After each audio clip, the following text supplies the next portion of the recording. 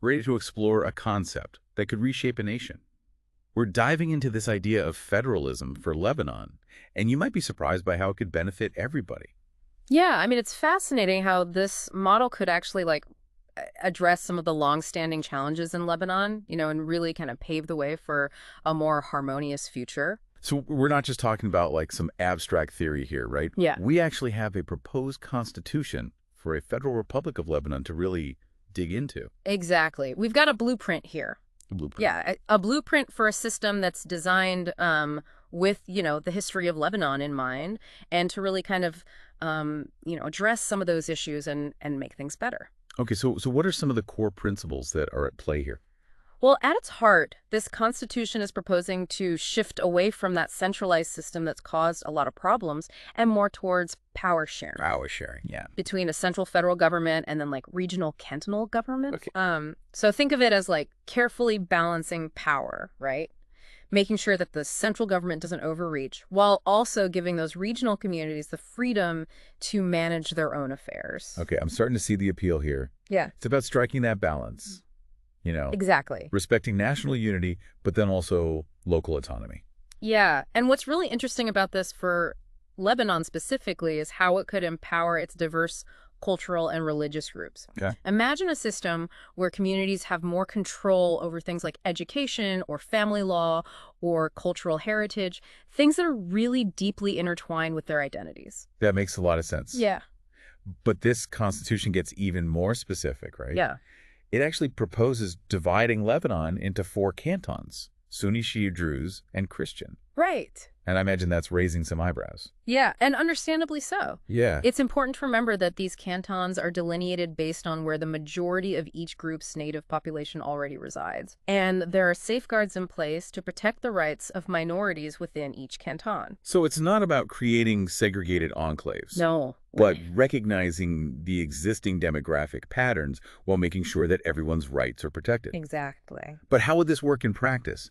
For instance, could someone be a citizen of one canton and live in a municipality that's part of a different canton? Yeah, that's a good question. And that's where the distinction between cantonal citizenship and municipal residency comes in. Well, So your cantonal citizenship would be tied to your ethnocultural group, so based on your family's origin. Okay. However, your municipal residency, that would be determined by where you choose to live. Okay, so you're saying, hypothetically, someone from a Christian family could live in a predominantly Sunni municipality. Right. They keep their Christian cantonal citizenship while actively participating in local governance within their Sunni municipality. Precisely. Oh. It allows people to keep their cultural identity. Yeah.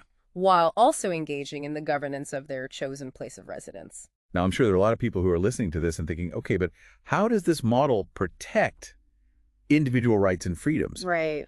Wouldn't some groups feel marginalized or fear that they might lose certain rights that they've had? That's a really crucial question. Yeah. And this Constitution actually addresses that directly. Okay. It very clearly enshrines basic rights like freedom of speech, assembly, religion, education, and more. Okay. These rights are guaranteed for everybody, regardless of their canton or their religious background. So the idea is to empower these communities while also upholding universal human rights for everyone. Exactly. That's reassuring. It's designed to be inclusive, Yeah. It ensures that those individual rights are protected while also giving those communities the autonomy to really kind of shape their own destinies.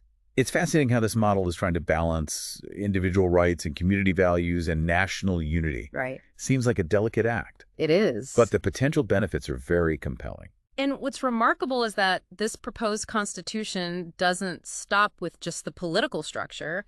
It goes even further and delves into the economy and really aims to boost growth. Okay. And create a more prosperous Lebanon for everyone. Now, that's what I call thinking big. Yeah. So how does federalism connect to economic growth? Well, it's all about this concept of fiscal federalism. Yep. Each canton would actually have the power to collect its own taxes and manage its own budget, which really encourages responsible governance and healthy competition. Interesting. To attract investments and foster economic development. So instead of just relying solely on the central government, you're saying the cantons would have more control over their own financial resources. Exactly. Okay. And that could lead to more efficient and more tailored economic policies. That sounds promising, but wouldn't that create economic disparity between the cantons? Sure. Some regions might just naturally have more resources or be better positioned for economic growth? That's a valid concern. Yeah. And the Constitution acknowledges that Yeah. it includes these mechanisms for financial solidarity between cantons. Financial solidarity. Yeah, it's like a safety net to ensure that all cantons, regardless of their individual economic circumstances, can provide those essential services Okay. to their citizens and contribute to the nation's overall prosperity. And what would that look like in practice? So imagine wealthier cantons contributing to the well-being of less wealthy cantons Right. through things like joint infrastructure projects, financial assistance for investments, or even direct financial transfers. So the goal here is to create a system where everyone benefits Yes. and no region is left behind Right. in the pursuit of stronger Lebanon. A rising tide lifts all boats.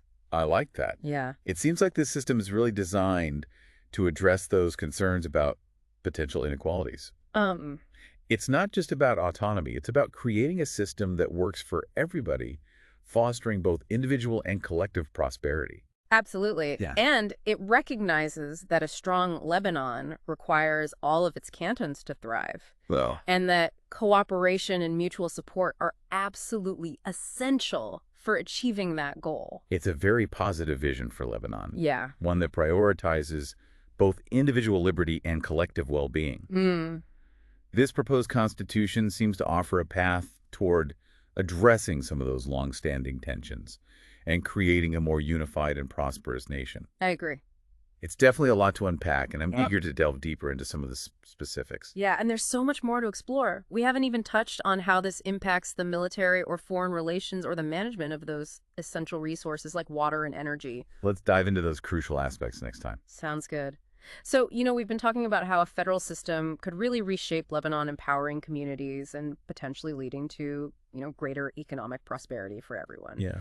But now let's shift gears a little bit Okay. and look at some of the more, complex and maybe sensitive aspects of this proposed constitution. Yeah. And a good place to start, I think, is the military. Okay. It's a sensitive topic, especially given, Lebanon's history. It's definitely an area where people would have concerns. Yeah. I think Yeah. the idea of multiple armed forces within one country, could raise some questions about stability and security. Right. And the Constitution tries to address that head on. Okay. It proposes a system where you have both a federal army Okay. responsible for national defense and then also separate cantonal armed forces that answer to their respective cantonal governments. So like a layered approach to security. Exactly. Right. With each layer playing a specific but vital role Got it. in safeguarding the nation. So we'd have this national army focused on external threats, Right. protecting the country as a whole. Right. And then these regional forces would kind of maintain peace and order within their own communities. Exactly. It's about, ensuring a strong national defense, Yeah. but also recognizing those unique security needs of each canton. Okay, so to make sure there's no conflict or confusion, the Constitution lays out like a clear chain of command. Exactly. It very clearly outlines the chain of command and, the specific circumstances under which each force can be deployed. So, for example, could the federal army intervene in a canton if the canton didn't want them to? Only in very specific and limited circumstances. Okay. Like if there was an imminent threat to national security, Okay. or if the canton itself specifically requested their assistance. Okay. And even then, there are checks and balances in place. Okay. For instance, any intervention like that would require authorization from the federal parliament. Okay. So, it makes sure that no single entity can just wield unchecked military power. It sounds like it's designed to be both robust and responsive, Yeah. capable of addressing threats at both the national and regional levels, Right. but also respecting the autonomy of each canton. Exactly. But what about Lebanon's role in the world? How would a federal Lebanon navigate, all the complexities of international relations? Right. That's another area where this constitution takes a really interesting approach. Okay. Foreign policy would primarily be the domain of the federal government. Okay. So, it would represent Lebanon on the world stage, negotiate treaties, maintain those diplomatic relationships. But I imagine certain foreign policy decisions could directly impact specific cantons. Absolutely. So how do we make sure that their voices are heard? Right. The Constitution has mechanisms for that. Okay. So, for example, Yeah. the federal government would be required to consult with cantons before entering into any treaties that could, impact their specific circumstances. Okay. And here's the really interesting part.